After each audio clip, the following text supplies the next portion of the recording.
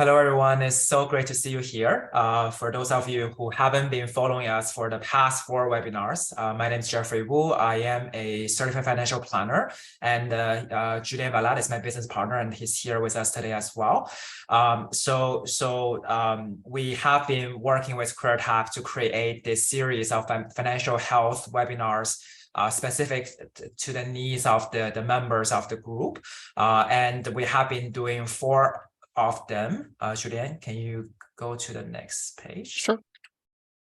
Yeah, so for the first 4 webinars that we have done, they are all focused exclusively on individual side planning for financial planning. So basically to help you or your family to achieve the financial goals and ultimately financial freedom. So today is a little bit different. We are going to talk about group side of planning.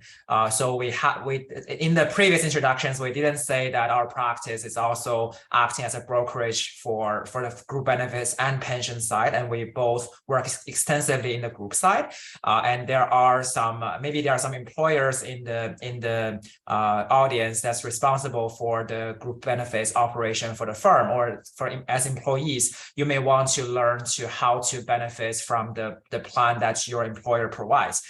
So today we're going to talk about both the group benefits and pension sides from both employee and employer perspectives. For those of you who did not watch the first 4 webinars and who are interested in learning more about that, you can always go to QueerTech's website. All the webinars are recorded in English and French, and you can rewatch them anytime you want to.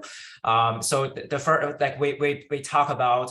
In the first webinar, we talk about some fundamentals for financial planning in the sense of how to think about that and how to build a good base. And then we jump to investment basics and then insurance basics. And then we did a special topic on home buying. So in each of the webinars, we included a section that's specific to the LGBTQ2+ community. So you can, if you're interested in something specific to our community, you can always go there to watch as well. And of course, Julie and I, you can always send us an email if you want to discuss with us on any topics. So like I said, for group benefits, usually there are 2 components: group benefits, like group insurances, which is your health, dental, disability, life, and critical illness benefits that are provided through your group. And also there is the pension. Nowadays is group RRSP, sometimes there's DCPP for pension as well. There's also the deferred profit sharing plans. So the flow of today's webinar is that we are going to talk about what are they, like really make it basic, and to talk about what are the components for the plan. We're going to talk about what are the benefits for employers and employees to have the plan. And then we will end with talking about the LGBTQ2+ considerations. The whole webinar should take about 30 minutes, I think, and then we will leave 10 minutes just to chat and to ask questions. You can always reach out to us after as well. So I'm going to pass it over to Julien to start the what are they, how does it work, and then I'm going to come back to talk about the benefits part. Julien, here you go. Thank you, Jeff. So hi, everyone. As Jeff said, we're going to start with the simple question, how does that work? Because that's the problem today that we notice, like Jeff said, we work with companies every day and we work with employees every day. So we work with both sides, employers and employees. And the main problem is that a lot of people don't even know how group insurance and group investments in general are working. So that's very important to start with the base. How does everything work? Let's start with group insurance. I wanted to make it very simple. Wherever you are in Canada, if your employer is offering you group insurance, to be eligible to that group insurance, usually the public insurance is mandatory. So you have to be covered under public insurance to be able to be accepted under the group insurance. Usually the employer is asking for it. It's the responsibility of the employer to ask for it. But like, it's better to know that you need the provincial public healthcare basically to get a group insurance. In Quebec, for example, you just need the medical part. You don't need the drug part. If you're an immigrant, sometimes you don't have the drug part of the public insurance. That's fine. Just the medical part is enough. But keep in mind, provincial public healthcare is the base. Even if someone is offering you a group insurance, you need that.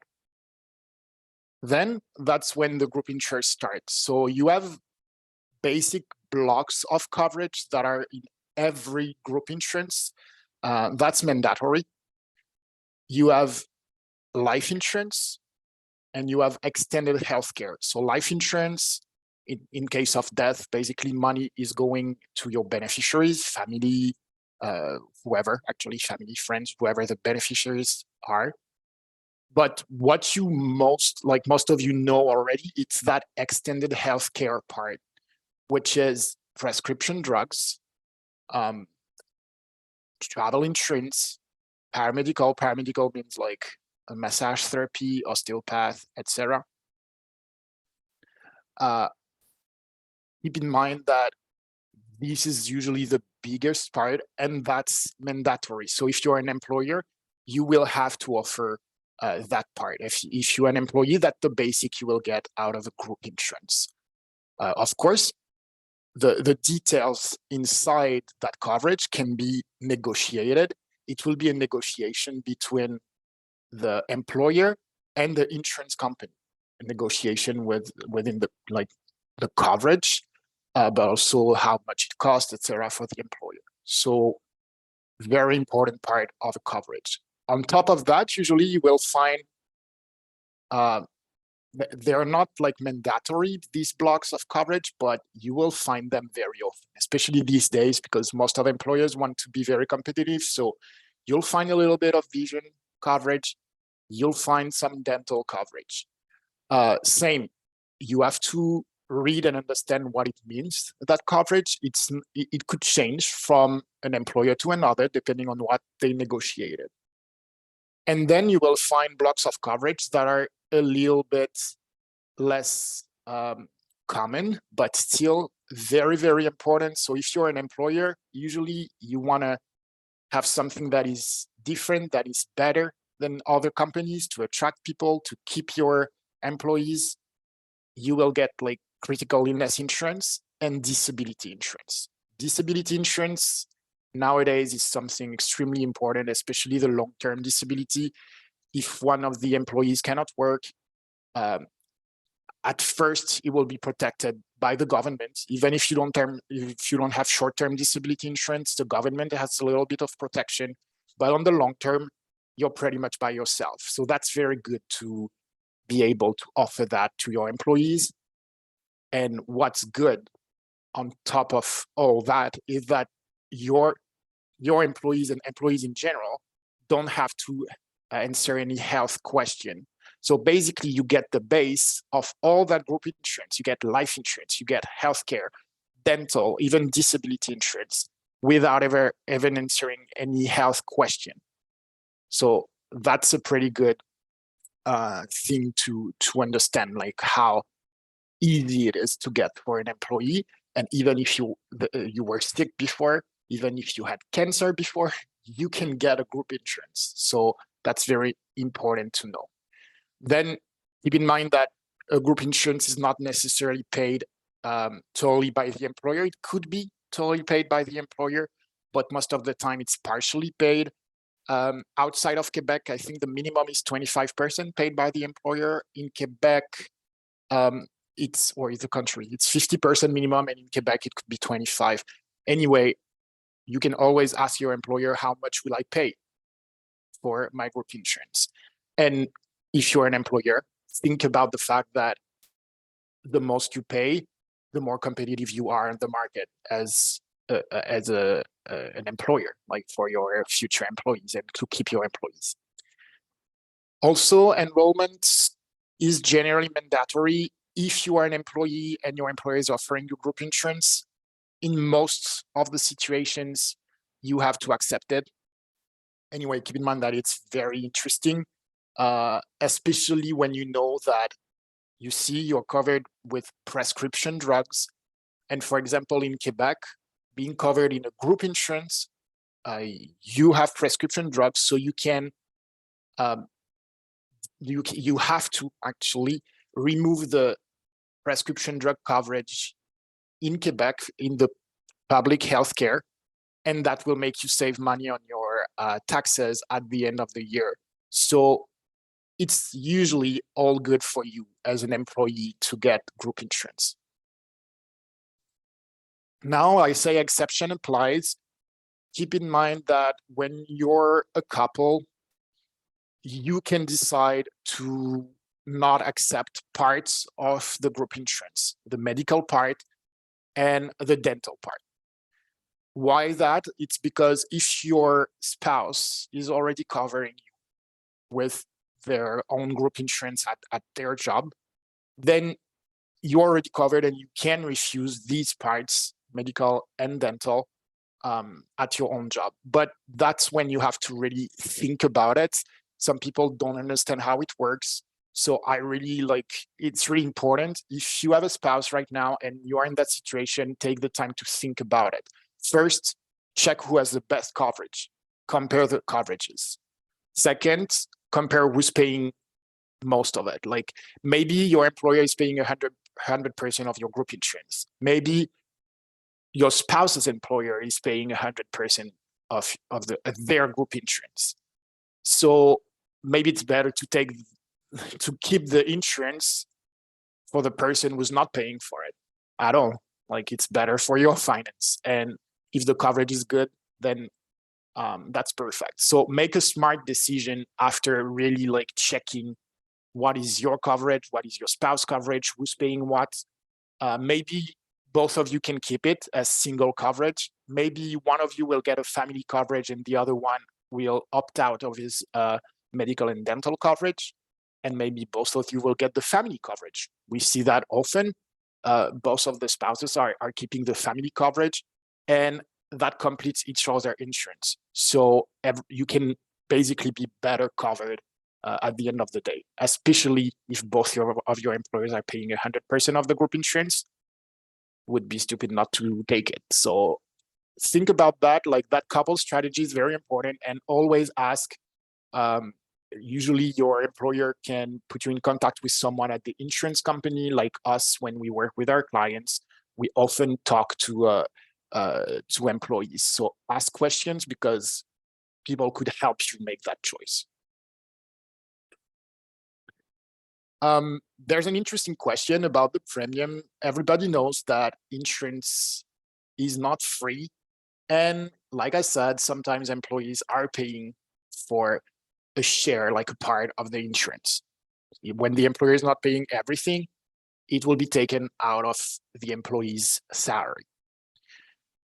And we have to keep in mind that what you pay, so we call that the premium of the insurance, what is paid could increase every year. So the price of the insurance may increase every year, and it may increase because of inflation. So I guess since last year, we all know what is inflation. That's no need of explaining it. But keep in mind that, yes, price of drugs also increase. Equipment, treatment, it's the same. So of course, insurance companies are increasing their price because the price of what they pay for is increasing. But one of the main reasons of the price increasing is the use of the insurance by the employees of the group, especially for health and dental, and also the use of the insurance in general for some coverage like disability or life insurance, for example. So we've seen, for example, during COVID, the price of disability insurance going up because a lot of people asked for disability insurance when it was in the middle of, at the beginning, at least, of COVID crisis. So keep in mind that, yes, the price may increase. The employer, for sure, will have to pay more. And if the employees are paying a share, then you may have to pay more too, if you pay a part of the premium. And also, like, the employer every year at every renewal, he can limit, he can improve, he can change completely the existing plan. The employer is the one deciding what they want to do in the plan, and then negotiate with insurance companies. So as an employee, you don't have a lot of power, a lot of control on that, but it's interesting to know how it's working. That was the part for the insurance. Now, within these insurance coverage, you have sometimes what we call spending accounts. Not everybody is offering it, but if you're hearing that presentation and you're an employer, that is a great way to attract candidates, to attract employees, and to keep your employees. Basically, you can offer a health spending account or a personal spending account. It's extra money in an account that the employee can use. If it's a health spending account, the expenses are strictly related to health, like glasses, dentist, etc. Everything that is not fully covered by the group insurance, for example, but you can use it for health expenses. Even better, you have the personal spending account, so you can put a couple of $100 per employee in there, and the employee can use it to pay fitness passes, public transit passes, childcare, cultural activities, like honestly, like pretty much everything, like a lot of stuff. And that is a very good thing, very competitive when you're an employer. So keep that in mind. And if you're an employee, it doesn't mean that you can't push your employer to look into that, because that could be interesting for everyone in the company.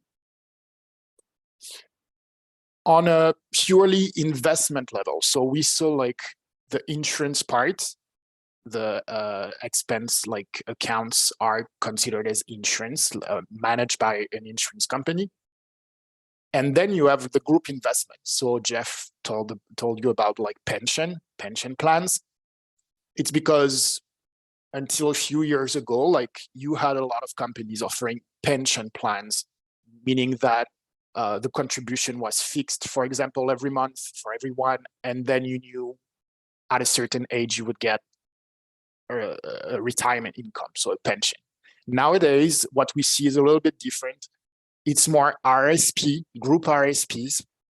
If you want to know more about RRSPs, I invite you to check the previous webinars, especially the first one and the second one. You will learn more about RRSPs and how they work. Group RRSP is just something like it's being offered by your employer. Then you can invest the money in mutual funds. Usually it's mutual funds. And what's very important to understand with group investments, and in this case, in this example, group RRSP, is that most of the time, the employer will offer a contribution. So an incentive basically for employees to contribute to their RRSP, their group RRSP. To make it more clear, if you get like your paycheck, every time you get your paycheck, you will say, okay, I put 3% of my paycheck automatically in that group RRSP. And your employer, for example, may tell you, if you put 3%, I will match that exact amount and put the same amount of money. So that equivalent of 3%, I will put it on top of it. So basically, you double your investment right away thanks to your employer. It's free money. So don't underestimate these plans. If your employer is offering you RRSP and there is that kind of incentive, make sure you understand how it works, what they offer to you, to take advantage of it, because that could be very, very interesting. Of course, there could be rules applying to transfers, to withdrawals. Sometimes you have to stay 2 years in the company to make sure that you get the employer contribution. Make sure you understand it, and again, ask questions. Like you don't understand something, or you don't have the answer you want, ask a question until someone is here to explain you how it works and why it's interesting or not. Also, enrollment is not mandatory. So if it's not interesting, you don't have to get it. Or if you have smaller smaller paychecks, usually like smaller salaries it could be less interesting. But again, that's a reflection you can have with an advisor, but after knowing how it like works for your employer, because it could be different for each employer. So make sure someone is here to explain you, make sure to ask questions. Jeffrey, you want to take over? Yeah, I'll take over for this part. So now you understand what are the plan types and what are the benefits. Sorry, like what are they? So I'm going to talk about the benefits from both employee and employer perspectives for having the plans. For the employees, first and foremost, the group insurance plan, it is a healthcare plan. So it is something that's supposed to help you to prevent for any health issues. So it helps you to stay healthy. There is paramedical, dentist, vision. There's also like a lot of the plans nowadays, they offer the telemedicine platform. So it's easier for you to actually reach out to a healthcare professional. So it doesn't mean that so it means that you don't have to be like sick to use it. You actually can use it on an ongoing basis to prevent you from getting sick. Like one important thing is mental health support as well. I think for the paramedical side, there is a psychologist, and a lot of the insurance companies actually like increase the coverage for the psychologist coverage. So there are also lots of resources usually provided for mental health support. So like it's something that you are interested in, you can talk to your HR or to look at what's offered in your group. Peace of mind if emergency happens. Obviously, like if there's an accident or sickness that's unexpected, depending on the severity of it, there are different parts of the plan that can cover it. Like for simple stuff like prescription drugs, medical equipment, like if it's like you need to go to the hospital with ambulance, you can call ambulance and it will be reimbursed by percentage. There is a travel, usually for all the plans, there is a emergency travel insurance. Depends on the insurance company, but most of them they do offer. So disability benefits is more for a long term. Critical illness is more for the lump sum amount that gives to you if the person suffered from a critical illness and survived. So some employers, they don't offer critical illness insurance, but we see a lot of employers they do. So those gives you a peace of mind if you don't have individual insurances yourself. Okay. Very important, no questions asked. It means that no matter what is your health status, you are enrolled in the plan. Like of course, if you have like specific claims that are large claims, there might be approval needed, but like as an individual, no matter what is your health status, you can always enroll in the plan. So that's the beauty of a group group insurance plan, because the whole point is to share the risk among the plan members. So there are always people that have better health and worse health. So unlike an individual insurance, which you usually need to go through underwriting, for group side, like you usually don't. For the group pension and the investment side, so Julian already mentioned, it is part of your total compensation plan, right? So it's usually very recommended for you to take full advantage of it, because it can help you to do the savings, but also it can help you to do tax planning as well. So if like you can always work with your individual advisor if you have one, to give you advice on how to use the group, how to integrate a group into your overall financial plan. If you have questions, you can always reach out to us as well. So for the employer, I assume in the audience, and also like for the people who watch recording, there are employers who are interested in knowing how to take care of your employees better. So you may already have an existing plan, which you can work with your broker to improve on and optimize it. Or if you don't know, a lot of people don't even know who is the broker on file. Like we can always review that for you. But also like if you are in the process of thinking of implementing something, this is these are the reasons that you probably it's good for your organization. First of all, it's getting very rare these days that organizations don't offer these. Okay, so if you don't offer these, it's kind of a, how do I say, it's kind of a sign that you don't care as much for your employees' well-being and value them in general. So for the insurance, the EAP, and the spending accounts, those are all ways that you can take care of your employees in general. Attract and retain talents, which is tied to the first one as well. If the labor market is shifting, but if you're in a more competitive industry and you don't offer the benefits, it's a very disadvantage for you in terms of hire and retention. And we'll talk about it, but in the group plan design, you actually can incorporate thinkings of DEI, and there are certain benefits that you can add on top, or some plans already exist that can help your employees that have certain special needs, or to show that you really care about the employees as well. Support employees in their financial journey. So there's a lot of research showing that the financial health of employees affect the productivity of employees a lot, and also because it's also very important for the mental wellness in general.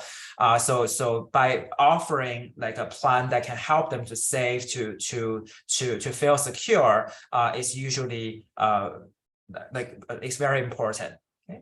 Lastly, I think from a financial perspective, so some of the people in the audience were asking about the fees or whatever, all the dollars that the employer spent on group benefits in general, group insurance premium, and also the matching, for example, group RRSP, let's say the employee puts 4%, you put 4%, the 4% that the employer puts, all those numbers, they are tax deductible. Okay, so they are business expenses, so which means that you can get a tax credit, not tax credit, actually actual money back when you file for your corporate tax return. So it's there is kind of a discount on the amount of money that you spend, because you will get a portion of it back from the government. So we have a special section, because we see this all the time, and we get so many questions from individual employees, what do they do when they leave their employer? So leave the employer means you can go to a different company. It means that you can become self-employed, which is very common in the tech industry. It means that you I don't think anyone in the group, but it means you can retire, right? So those are some of the scenarios.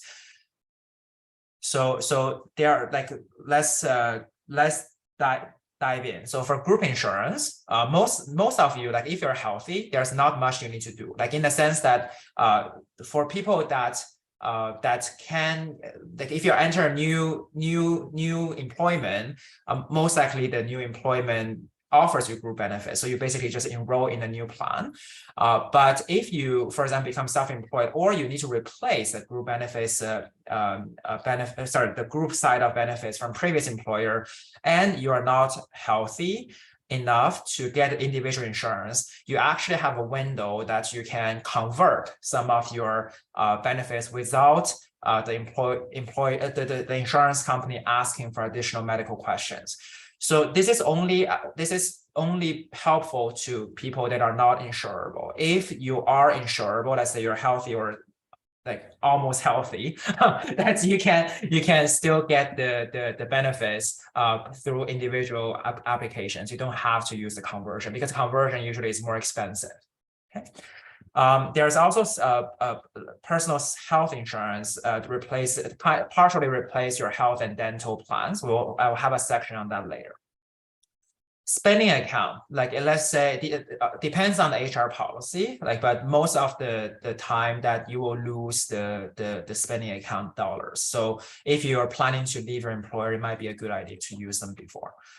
Lastly, for group investment. So if you leave a group, your group investment will be put into a separate account that's different from your group plans, previous plans. So usually you have 90 days for you to decide what to do with the money. It is depending on the situation. Okay, so if you have a certain amount of money in the plan, which means you did not just start saving, it's usually a good idea to consolidate them somewhere into your individual plan, because this way you can have an advisor on file. You also will have more investment options than what you can do within a separate group account. So if you have money from previous employers that are just lying around in different group accounts, it might be a good idea to talk to your advisor to consolidate them. Or if you don't have one, you can talk to us, we can help you as well. So personal health insurance, this is I'm sure many of you have heard of it. Basically, it's not a group benefits plan, it is an individual plan, but it basically contains certain benefits related to health and dental. Okay, so it's very, very common. It's a private complement to public insurance, meaning that this one is acting on top of the provincial healthcare. So you always use the first layer is provincial, and then you use the personal health insurance. Versus a group benefits is that the provincial health and group benefits, they work together. Like the group benefits mostly replaces the provincial health, but there are certain elements that the provincial health still has. Okay, so who should get it? So employees and self-employed. So if you are in an organization that doesn't offer group benefits, for sure you can have it. Or if you're self-employed, or if you're a business owner, that even if you only have one person like yourself, you have contractor, it's very, very common to have the personal health insurance. And in certain cases that you can even deduct the full or partially the premium, which you should talk to your tax advisor for that. Okay. So health questionnaire is mandatory. So unlike a group insurance, you do need to go through medical underwriting. But like if you're young and healthy, most likely you'll get approval. There could be exclusion if you're already using certain benefits, and it is the price depends on your age and yeah, mostly for your age and family status. Yeah.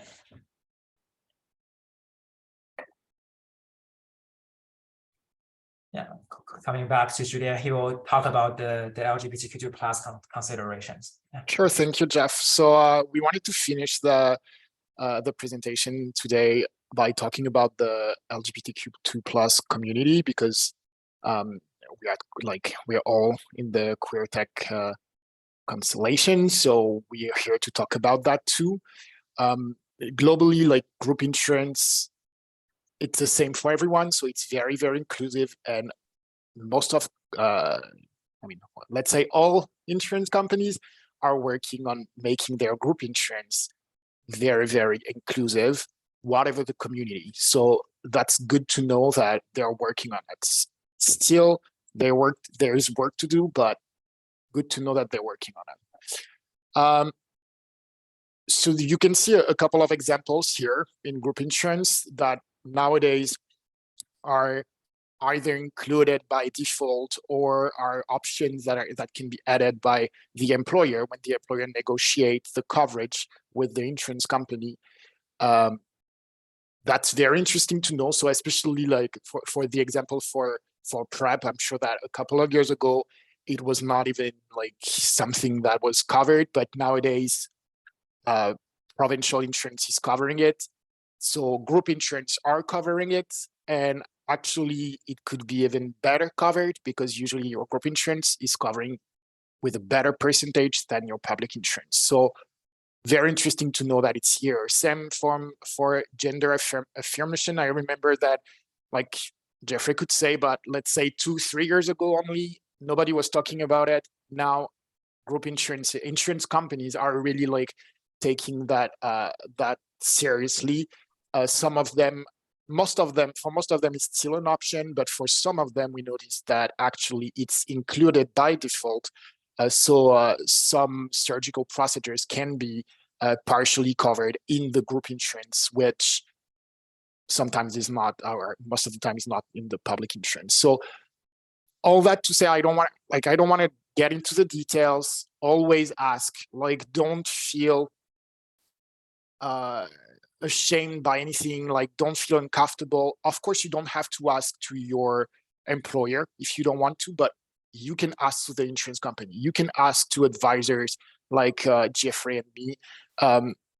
we will be very discreet anyway. Like, we don't say anything to the employers. We have to be like very professional, etc. So, but what I mean is, like, always ask questions to know what is covered, how you can take advantage of the coverage, because that could really be interesting for you to know that some of the coverage are here, and some people just decide not to ask, and then they lose a lot of money that they could get back from the insurance. So always ask questions. If you're not comfortable to ask your employer, ask directly to the insurance company.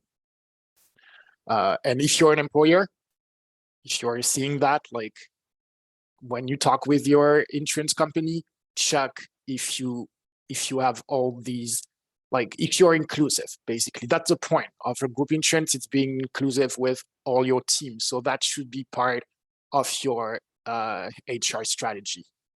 So make sure that you offer the right coverage for your teams. Now, about gender, I wanted to talk about it because I think that that's one of the points that insurance companies still have work to do.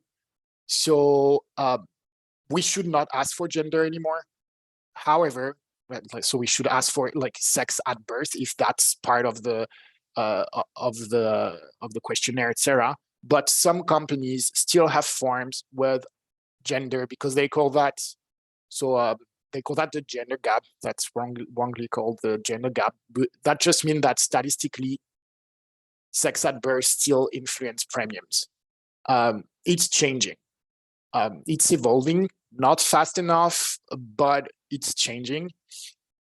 Just keep in mind, and that's my advice today for everyone, if you're asked when you enroll a group insurance to choose between male and female as your gender, because that happens, like, on forms, it's still written like that, you have the right not to choose. Like, just don't choose, let them know. The insurance companies will understand and will adapt. And, like, I'm sorry that it's still like that, but we see it. Jeff and I still see it every day. Some insurance companies are still, like, a little bit late at changing all that. Hopefully, in a couple of months, years, these insurances won't even ask for the sex at birth, and that will be like a general coverage without asking for that. But yes, that still happened, and I wanted to raise that point today.